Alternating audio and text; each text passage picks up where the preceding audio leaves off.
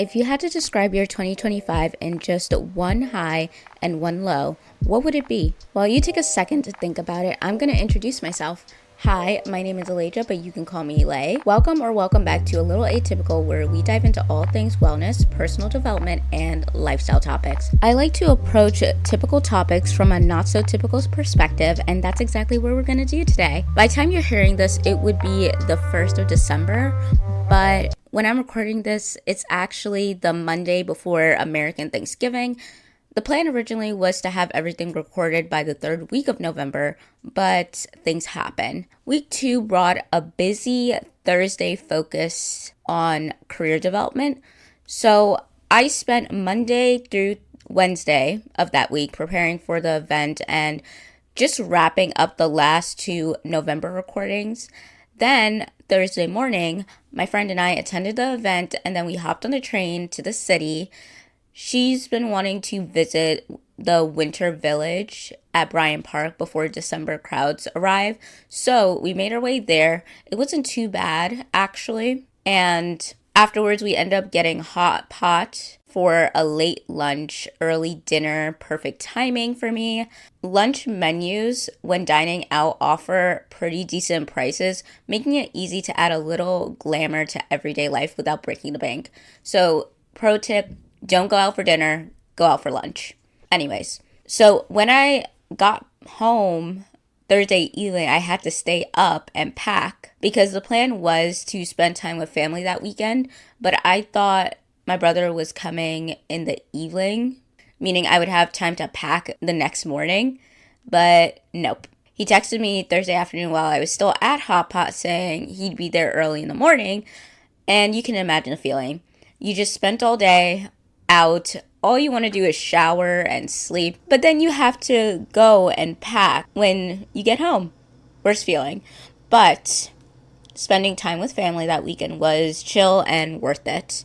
Then, when I got back Sunday, I had to take out my braids. And if you know, you know. Taking out braids is not a quick task. It's an entire production. I cut it first to make it easier. Then carefully unraveling the hair so I don't pull out my actual hair. Then comes the detangling, which feels like it takes forever because you're trying to be careful. But sometimes you just have knots in your hair, and it's just so frustrating because it takes forever because your hair has been tucked away for weeks. And then after that, it's basically wash day ritual. Shampooing, deep conditioning, maybe a hot oil treatment if you're feeling fancy. And then you're sitting there with your hair wrapped up knowing you still have to style it or put it in a protective style overnight so it just doesn't get tangled. And by the time I was done, I was exhausted. Then next week rolls around, right? And I found myself in my cooking era again. And honestly, I was living for it because this is something I've been really loving, especially in terms of my wellness journey.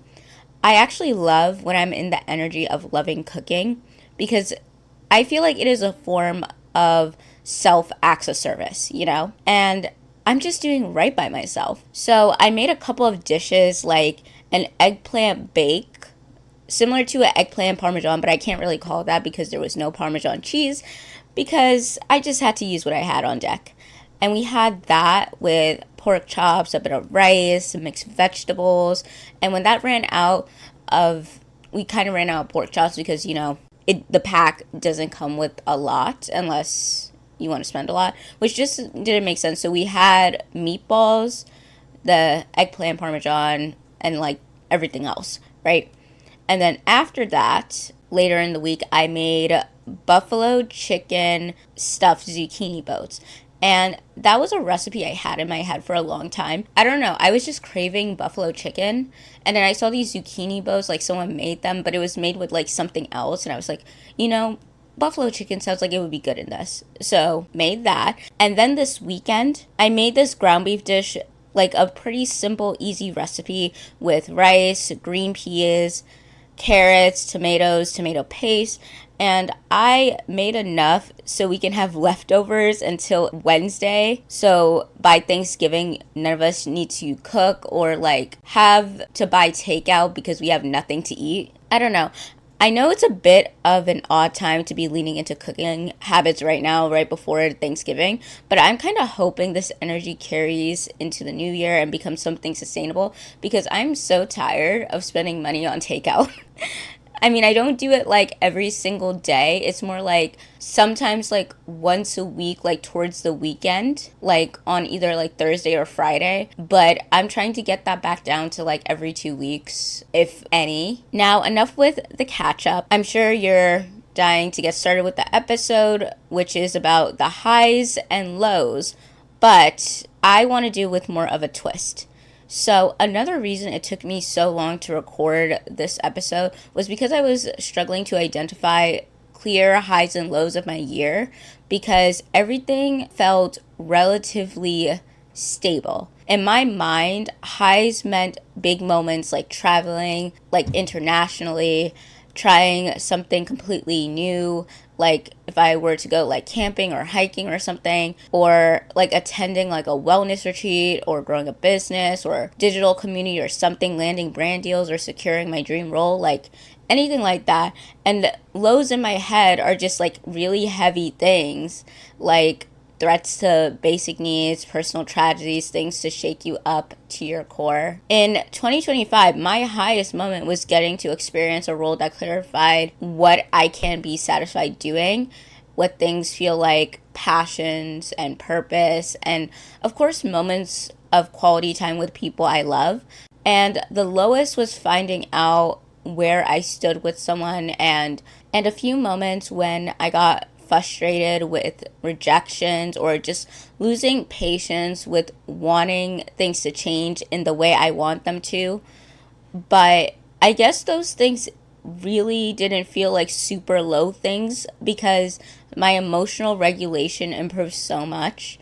Like in the lows, I felt heavy emotions, of course, but it was also so short and I didn't wake up every day just completely dwelling to a point affected how I move forward. I was just like, maybe instead of highs and lows about specific events, maybe doing highs and lows about specific habits that I feel like made the biggest impact in what I experienced this year would work so much better and be a bit more relatable, especially because not huge milestones happen every day.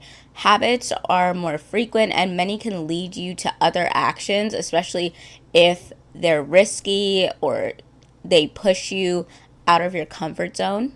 I'll do those from that perspective, then lessons that I unlocked in general, and end off with the feeling of a new month energy, last month of the year energy, and just yapping because December is going to be less content because I'm preparing for January. Like, I know the content girlies typically post more for December as a special way to wrap up the year, but I just feel like for what I want to create, since I already started my ideas list, January just makes so much more sense for the ideas. And on top of that, I have a mini series to work on, the Adulting Diaries I started in October, plus catching up on show notes. I haven't completed them since episode 57, which is, I think, 11 episodes ago. So I want to do a lot more of writing, a lot more planning, but we will see how it goes. Anyways, so let's start with the highs and lows of having a walking goal. For those unfamiliar, a walking goal is simply just setting a target number for steps to hit each day. Mine was about 10,000 steps. I got inspired to try it after getting my fitness tracker in late 2024 and also seeing how those steps I got back then were so low. It was kind of like a wake-up call. I'll explain that in more detail. But I just really wanted to make a real change in 2025. And I actually want to start with the lows first because I feel like I have more highs for this. So even though I know that 10,000 steps per day is a marketing tactic, as people mention so often because the health benefits are really around 7,000 steps, I wanted to do the goal because in previous years, I couldn't have been averaging more than 4,000 daily steps per month with the exception of the last 3 months when I got my fitness tracker. And then I checked my phone, and my phone says my average steps per day was 1,503 per day in 2004, but I know that's inaccurate because I didn't have my phone always on me when I exercised, and I would exercise a few days per week for 30 to 40 minutes. So my average for 2024 is listed as 7,522 as my daily steps, but I would say realistically it was probably 4,881 steps or less as a daily average for 2024. And obviously this year it was easier to track because I have a watch. My daily steps average for 2025 is currently at 9,801, and I know that's accurate or closer to accuracy, and I do feel proud that's a high, right? And I'm hoping I can get it up to 10,000 before the year ends. But something low is I didn't realize that I needed to gradually increase. So when I started in January, by March, I was burned out.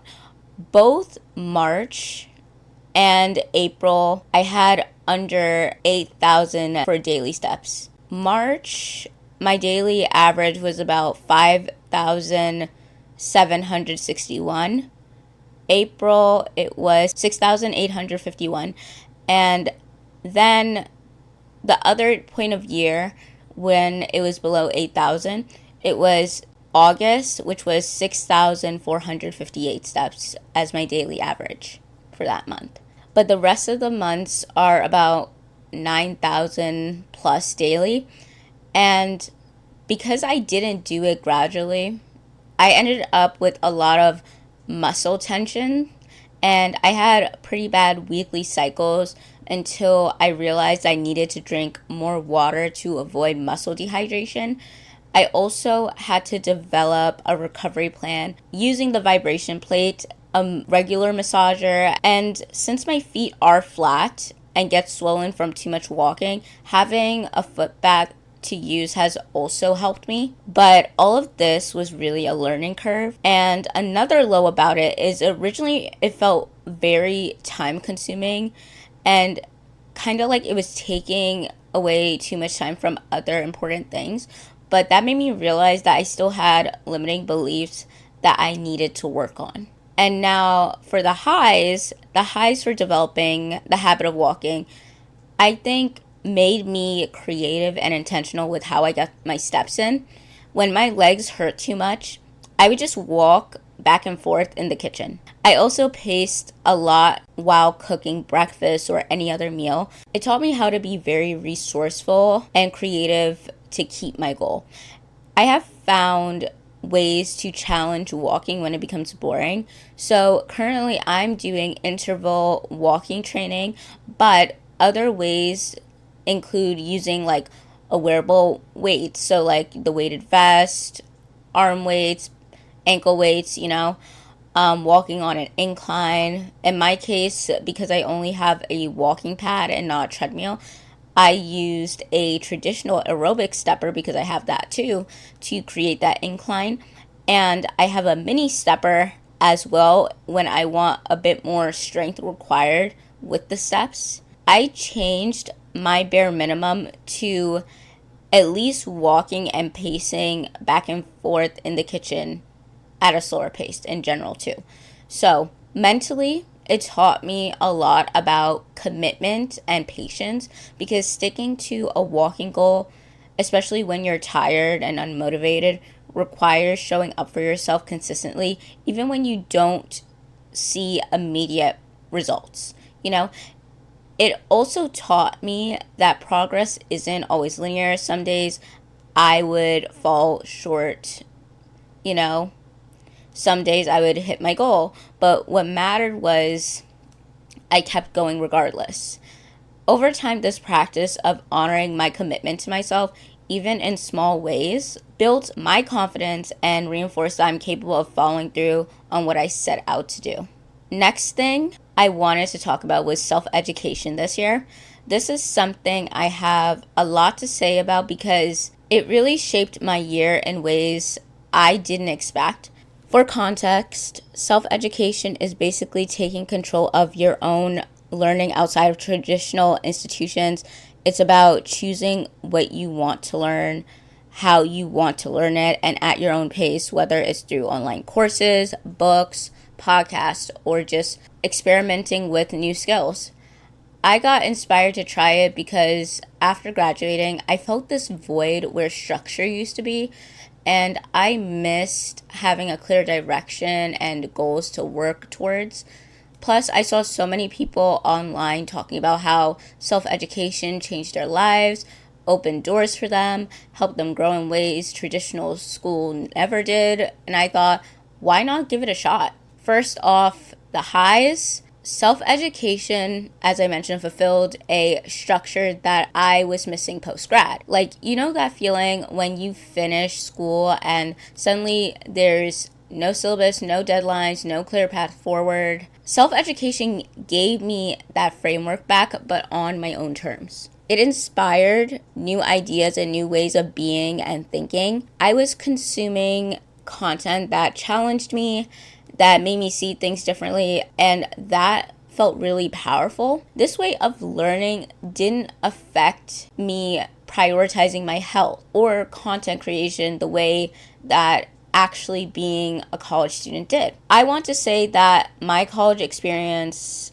wasn't the normal one because I was in college 2019 to 2023, and certain things because of that time made it so hard to be better at things like socializing, networking. Because of the physical changes of the time, I was just having problems managing my life overall. So I don't blame learning for that, but the things surrounding the process, like the new rules created at my school, going from commuting to not commuting and getting used to that dynamic, and then having to commute again and figure out how to do things regularly again that I was doing while I was at home. I just felt like with self-education, it allowed me to keep the things that are like top tier important to me and without changing my life so drastically.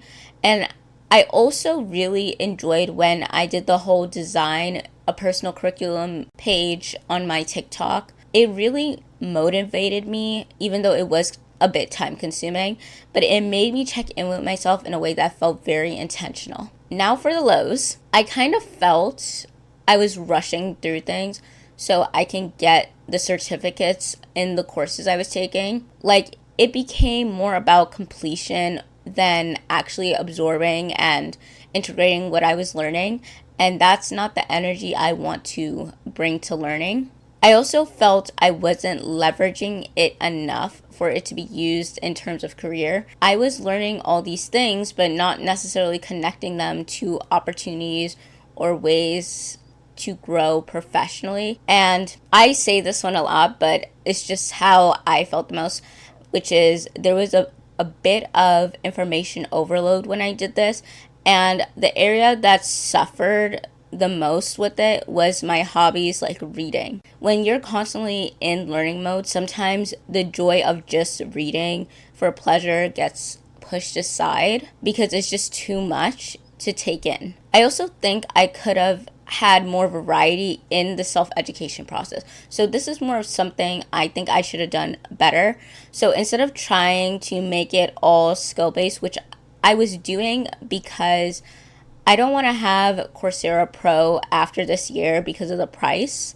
And I got it half off last year because of the New Year's deal. I think having times when it was more like knowledge-based would have made it feel more balanced for me. And I thought about this. So like having 3 things I want to learn per year so I wouldn't be switching too much, and doing it like that, like 1 month just doing knowledge-based activities like reading, note-taking from whatever I'm reading, whatever. Then 1 month being more about skills and applying what I learned in a hands-on way. And then I guess the final month could be more about reflection and recall. So what about trying to learn that thing was hard? What concepts you didn't get to grasp? If you were to try to teach what you learned to others, what would you be able to share about it, you know? And that would be good in terms of me to do at the end for content anyways. I just personally think that. And the truth be told, I didn't think about all that when I said I wanted to learn last year. And I regret not being more, I guess, on top of things that way and thinking about like the process of how I could learn in an efficient way. But I also think from doing it this way, I learned a lot from the process itself, even though it wasn't perfect. And it is a lot to think about, like going into the next year of what I want to learn.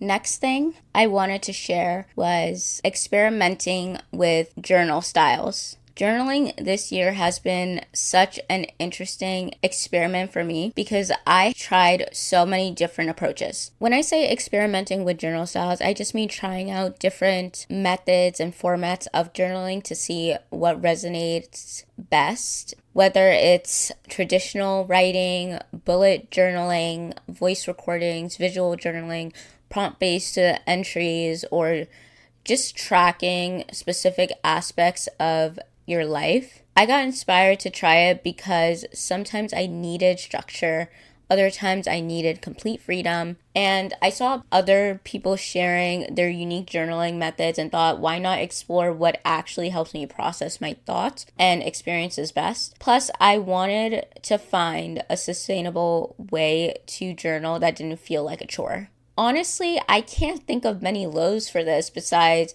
I would like to do it more consistently. As much as I would like to be a daily journaler, I just forget at times. Life gets busy and sometimes journaling just doesn't make it into the day. It would be like once or twice a week or 3 times a week, but I really want to be a daily journaler. But there are so many highs for this. The ways I experimented with this is health metric journaling, which has worked extremely well. The food log worked, but it was just really overwhelming to do because I just wanted to know what I eat in a day for awareness. Like, I don't track numbers, I track what I eat and what mood I have throughout the day.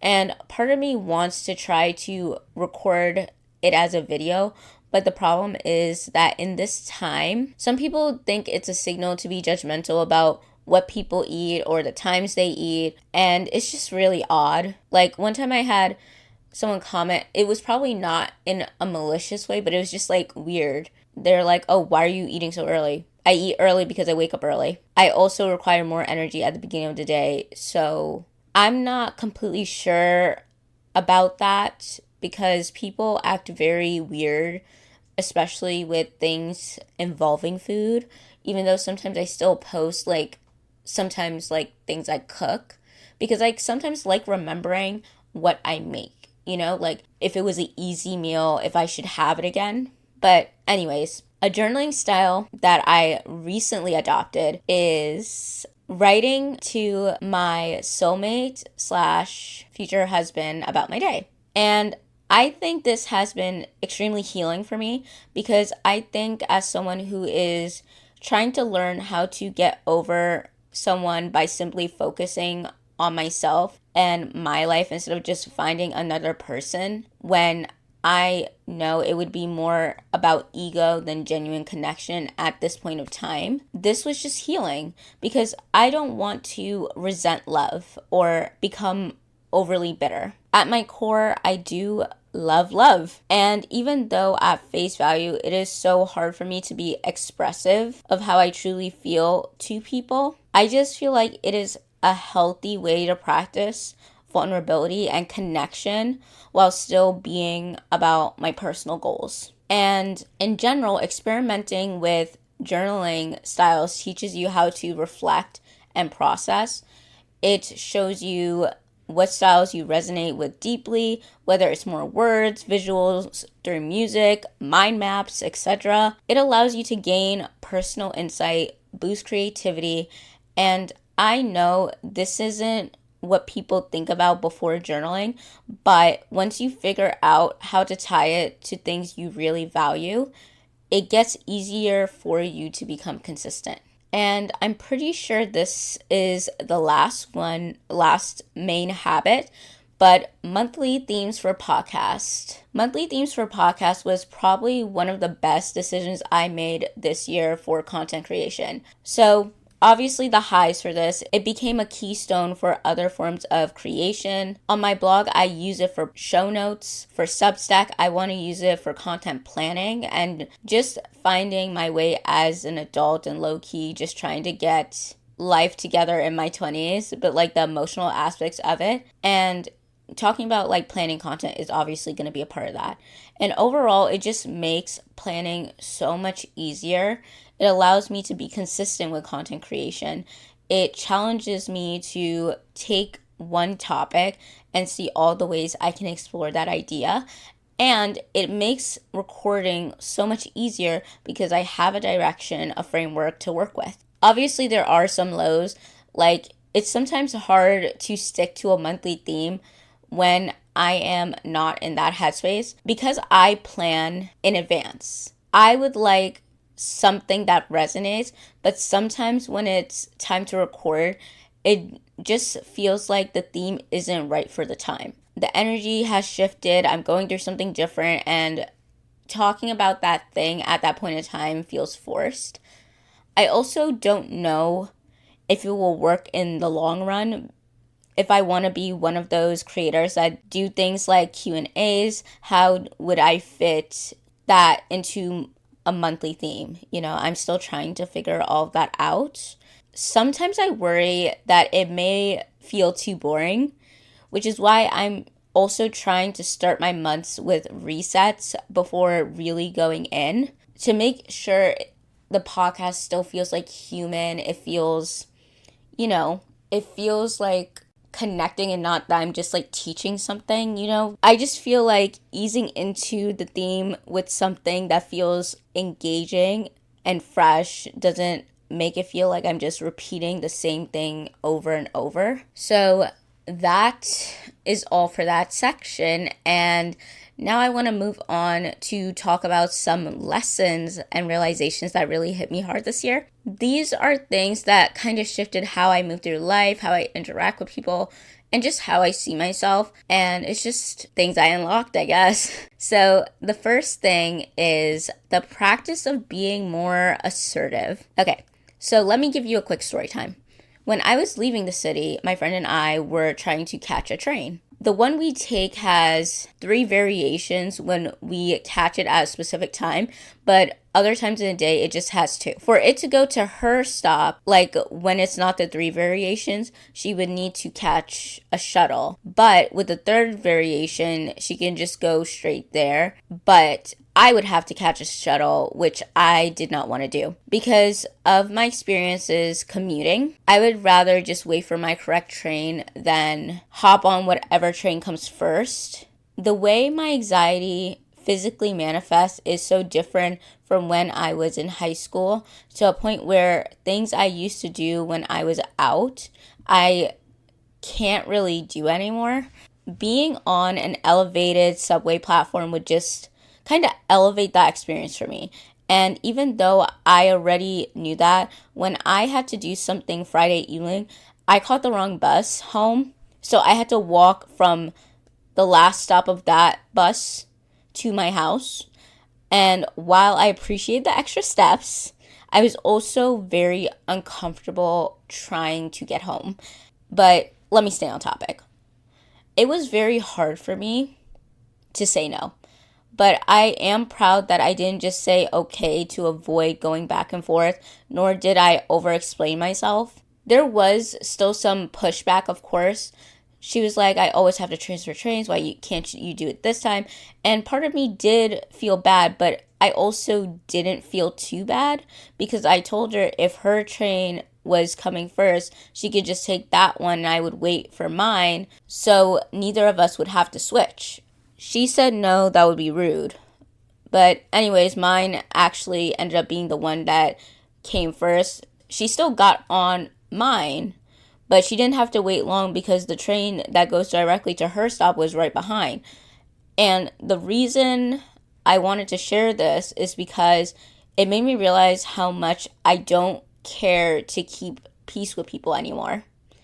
And not in the I'm happy to argue type way, but more so, I feel like I try to offer solutions that in my eyes seem fair. In this case, we would both not have to switch trains and no one is particularly doing something they don't want to do. And I realized learning how to be more assertive with people has always been hard as someone raised as the don't talk back type or always be considerate of others type.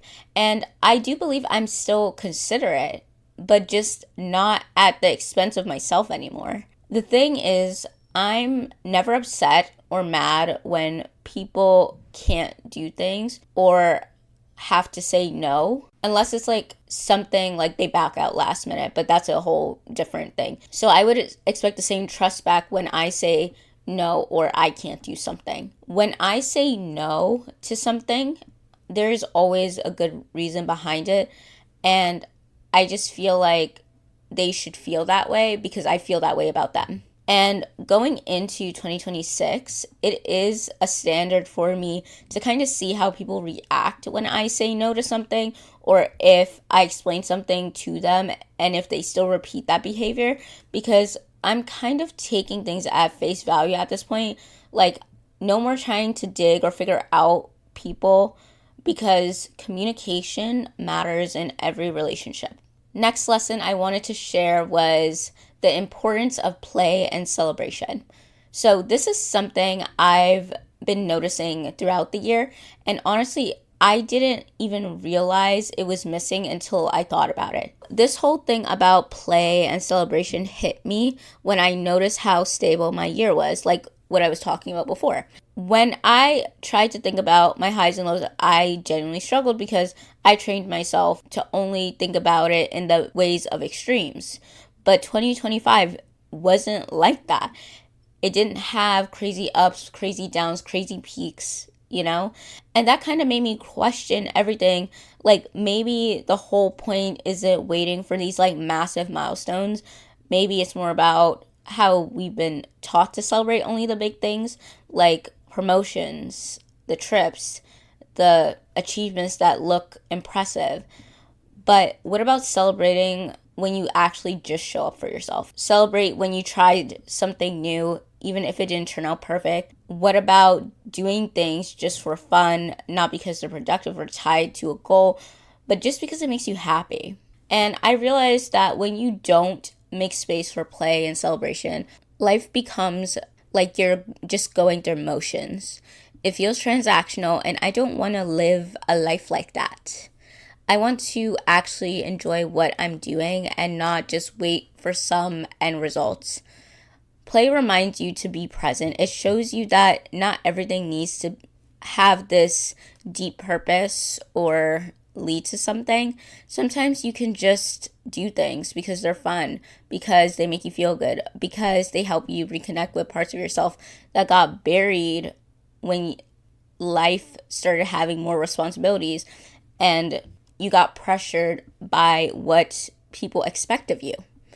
And celebration, that's just how you honor where you're at. It's how you recognize that you're putting in the work, that you're showing up, that you're growing, even when it doesn't look like what you imagined. It's really about gratitude and acknowledging yourself and kind of fulfilling that self-recognition. And I think that's something I want to practice so much more in 2026.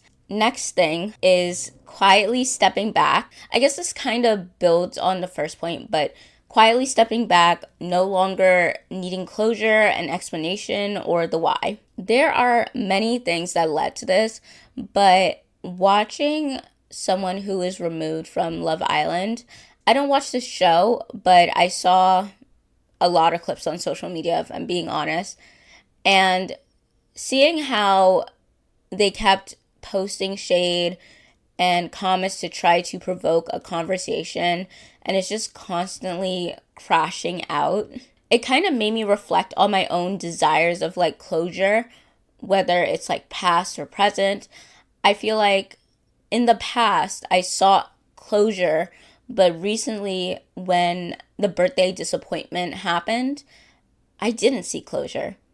And it wasn't because I didn't care or cared less in comparison to the connections that I had when I was younger. I just think how I started viewing closure is a lot different than I used to. When I was younger, I would literally cry about not having a reason. Like literally cue Pink, you know what song I kept listening to on repeat? Just Give Me a Reason by Pink. On repeat. I was literally, when did it come out? I don't remember when it came out, but once it did come out, that is a type of song I had on like my sad girl like playlist. If a guy didn't like me, why? If someone blocked me out of the blue, why? If someone didn't want to be friends anymore, why? It didn't really matter if the context was romantic or platonic. And when I reflected on my need for closure, the primary reason wasn't even about the connection itself. At least for me, I think my main driver for needing closure is that it would be a form of certainty to hear that reasoning, even if it was a lie. So, anxious people like myself already struggle with uncertainty in the sense of thinking of the future and all the other what ifs, but it bleeds so deeply into closure as well. I think when I started to think about it more, because I think when I was younger, I would think if I just knew why, it would make me move on. But knowing myself better than ever, I wouldn't. I would have questioned, how do I know if it's the truth? I would try to go deeper. I would try to give it more time. So now I'm at a place where I can quietly step back. I don't need the explanation. I don't need to know the why. The action or the absence tells me everything I need to know, and that's enough. Last one, spark, choices, and glamour. This one I couldn't really think of a clarifying sentence for, but this is the story. There was a trend that people were doing. It was people who were in high school from 2015 to 2019 posting their outfits from those years and using, the G-Eazy song that goes like viral every time, Lady Killers. And I posted that on my alternative TikTok account because, sometimes I don't like posting on my main since too many people that I know in real life follow me on that account. But that video that I did, like of that trend, was my most liked content on that page. And I'm not gonna lie, it made me feel strange in a way that I wasn't prepared for. It gave me this weird sense of dysmorphia because when you spend years being told you're ugly, and then you look back at old photos and then you realize you weren't, and then suddenly people are celebrating how you looked back then, it creates this really confusing feeling. It's like you're being validated for a version of yourself that no longer exists. And because you don't look like that anymore, and the way you look now isn't getting the same celebration, it leaves you stuck between two realities. The past that people praise, but the crazy part is people didn't praise you at that point of time, and the present that feels invisible, even though you felt invisible in the past, right? And it's just a weird, uncomfortable internal tension that is very, very hard for me to explain. But fashion, beauty, and aesthetics have always been important to me, even before the dysmorphia that developed in middle school, because that's when people started coming at me, telling me I'm too this, too that. Some were racist. Some were calling me too fat. And it was a lot. But once those feelings took hold and once I started internalizing how other people saw me, fashion became more than something I loved. It became a sense of control, Like, I couldn't control how people perceived me, but I could control how I presented myself. I could choose my outfits, experiment with makeup, curate my aesthetic. It gave me agency in a world where I felt like I had none. And looking back, I think high school was when I still had a bit more spark. Like, I was sad. I was a sad girl at the time, like, internally. But in terms of like expression, I had that spark. I was kind of influenced by like certain things, like, We Hearted, early Instagram with like, the Insta baddies aesthetic, especially like the makeup style. And I had a love of like, the crop tops with the high waisted jeans. Pinterest, of course, was a big influence. And of course, the lifestyle girlies on YouTube. And I'm talking like Alicia Marie, Remy Cruz, My Life as Ava. But even with all like that influence I was having, I still felt like I chose my looks and had much more fun with styling. And it was just like mine. And then I got to college and suddenly there was this pressure because I went to a fashion school. And I should add that my high school was uniform only. So, yes, I did not have to like choose my outfits every day, but we had dress down days. And obviously, when I hung out with friends and like I wanted cute pictures. But going to a fashion school, even though I was on the business side, I think I got like a bit overstimulated. It was like I would feel so inspired by seeing how people from the art school dress because it was quirky and creative and fun, while students more on the business side would either not dress up, or if they did dress, it would be more like on the trend side instead of like versus being ahead of the trends, if you know what I mean. All the professors, too, for my major would tell us how we need to start dressing to be taken seriously as young professionals, especially because some of our coursework included going to like trade shows and events. So I feel like I started to develop uncertainty and doubt around something that used to be like instinctive to me and natural to me. The body changes I was going through in my early 20s, not even my early 20s, my late teens, pretty much. That was just a direct reflection of how long I've been in people pleasing mode and how I wanted to be validated by other people and didn't set boundaries so I can live up to the woman I wanted to become. I'm saying this because what I've come to realize is that spark, like, I talked about it in an episode before, but spark isn't something that just happens to you. It's something you cultivate through small, deliberate acts of self-expression. And glamour, in its original sense, was never just about looking good. Like, historically, it was about casting a spell, creating an atmosphere, transforming the ordinary into something that feels alive. That's what I think has been missing. The practice of making daily life feel less like a routine and more like something I'm actively shaping. It's choosing the outfits that make me feel like myself, even if no one else sees it. It's setting the table nicely for a meal alone. It's putting on music that shifts the energy of a moment. These aren't performative acts for anyone else. They're decisions that reinforce how I see myself and what kind of life I want to live.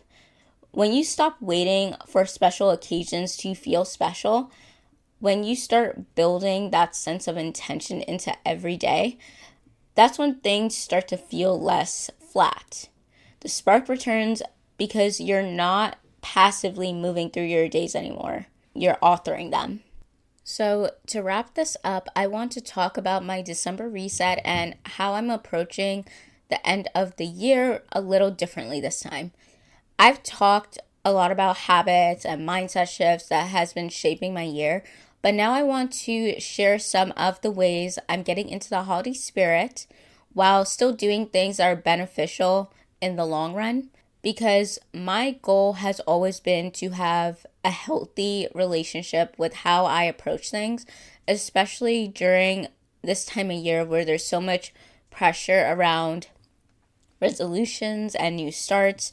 In the past, I would focus so heavily on New Year's prep that I'd almost skip over December entirely. I'd be so locked into planning and goal setting that I'd forget to actually enjoy the season. And while I'm obviously still preparing for 2026, I'm also being intentional about adding fun and joy into the mix. Because what's the point of building a life you love if you're always waiting for the next thing to start enjoying it? So, here are some little things I'm doing to make December feel special while staying aligned with my habits. Dance workouts with Christmas music. I've been loving this so much.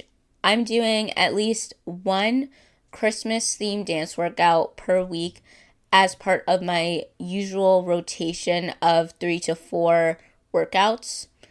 My go-to creators are MK Fit, Mad Fit, Grow with Joe, and Pamela Reeve.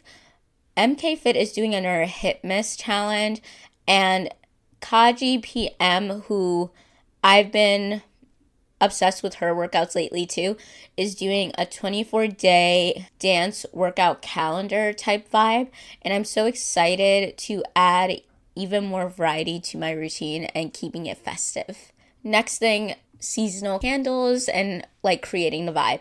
So I finally got the candles I mentioned wanting, but I haven't started using them yet because I want to finish the fall candle I've been burning first. So every day I've been lighting it up to use it, and once it's done, I'll switch to something that matches the winter season. It's such a small thing, but it makes the transition so much more obvious in my head. Next thing, curating playlists for the season.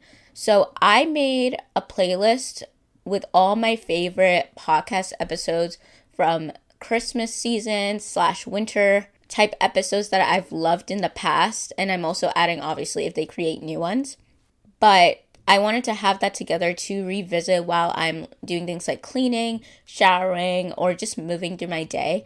I also plan to make more interval walking playlists. So I want one to be like traditional Christmas songs and then the other one to be like pop Christmas music. That way I can keep my walking habit going while making it more seasonal. Next, I switched my go-to fall perfume, which is the K. Alley Eden, to Nest Indigo because it feels more aligned to winter to me. And it's another small way of marking the season and making it feel a little more special. The last thing I wanted to mention is seasonal favorites within meal planning. So I'm incorporating seasonal favorites into my weekly meal planning, which is great practice for my relationship with food. It's about enjoying what I love without guilt, and that feels like a really important part of how I want to move forward. So that is the little ways and little things I'm doing for my December reset. It's not about perfection or doing everything right. It's about just blending preparation with presence, and making sure that as I move into 2026, I'm not just chasing the next goal and I'm really just enjoying all that I am now. Before I close out, I'm going to list a few things I'm grateful for just because I think it would be good to include a bit extra this week. So, I am grateful for the family members I'm so close to, that I have a home with someone who supports my goals. And the last thing I'm going to mention is for the way I've grown and matured, especially this year. And obviously, there's so much more to be grateful for, like the basic necessities, like having food, having water, like becoming a bit more healthier. Like, I feel like there's so many things I could say, but this episode is kind of long already. I'm just going to jump right into the card pull. As you know, I love using the self-care oracle deck for episodes that are at the beginning of the month and asking what practice would be best for us collectively. Since the deck is around self-care, I don't think it violates beliefs, but as always, if card readings are not your thing or something you personally align with, but you like other aspects of my content, thank you for listening this far, and be sure to come back next week and follow the podcast to stay up to date about new releases. As for the card we got, it was 27 Hydrate, which says, mantra, I am made of water and in touch with the tides of life. Water is life. It's a resource we need to greet with deep reverence and respect. On this blue planet, water is in abundance. However, clean, fresh drinking water can be challenging to find in some communities. Whenever possible, go out of your way to have enough clean water to drink and set the intention to make drinking water a sacred experience. Infuse your water with positive intentions. Adorn your water vessels with sacred symbols and uplifting words to infuse the contents with positive vibes. Drink spring water to enjoy many vital minerals and nourish your body. Remain in awareness of how blessed you are to have clean drinking water, and be mindful of how you can ensure that others have it too. Through making eco-conscious choices, you can help preserve the resources of this planet and support access to clean drinking water for all beings. Journal prompt. Are you happy with your water source? If not, how can you upgrade your water supply? I think that was a good one to end off with because, like I said, I feel like gratitude for the basic things are also very important. So I honestly think that was a great way to end off. But all right, that's a wrap for today's episode. Thank you so much for tuning into today's episode of A Little Atypical. If you found this helpful, don't forget to follow/subscribe and share this with someone who might need to hear this message.